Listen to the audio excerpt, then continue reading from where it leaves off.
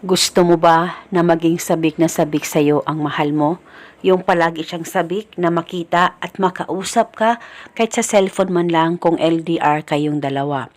Lalong-lalo na kung nararamdaman mo na may kakaiba na sa kanya, yung hindi na siya palaging tumatawag, text o chat sa'yo at nararamdaman mo talaga na may pagbabago na sa mahal mo. Kaya ngayon, itong ituturo ko sa inyo ay napaka-epektibong ritual basta tiwala lang 100% sa mga ganitong pamamaraan at paniguradong manumbalik ang nararamdaman at pananabik ng mahal mo sa iyo. Basta gawin itong ritual sa tama, gawin sa mabuti at hilingin ng buong puso. Una, ang gagawin mo lamang, kumuha ka ng panulat kahit anong kulay at isulat sa palad mo ang kanyang tunay na pangalan at apelido ng isang beses.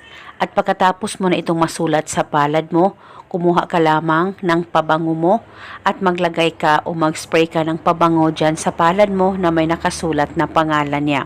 At pagkatapos mo nang malagyan ng pabango ay ipahid-pahid mo lamang ang pabango dyan sa palad mo at sabay mong banggitin pangalan at apelido niya. Ikaw ay maging sabik na sabik sa akin palagi. Ibulong mo lamang ito ng paulit-ulit kahit ilang beses.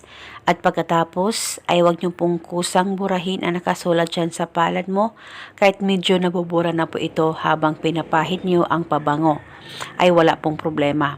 Hayaan mo lamang ito at kinabukasan pwede mong ulitin ang paggawa nitong ritual. Isang beses sa isang araw gawin ang ritual na ito. At depende po sa inyo kung hanggang kailan niyo po gustong gawin itong ritual dahil isa itong gabay para patuloy ang pagmamahalan ninyong dalawa ng partner mo at mananabik siya sa iyo bawat minuto. Basta magtiwala ka lang at huwag mawalan ng pag-asa. At eto muna sa ngayon, maraming salamat po sa panonood. May God bless us all.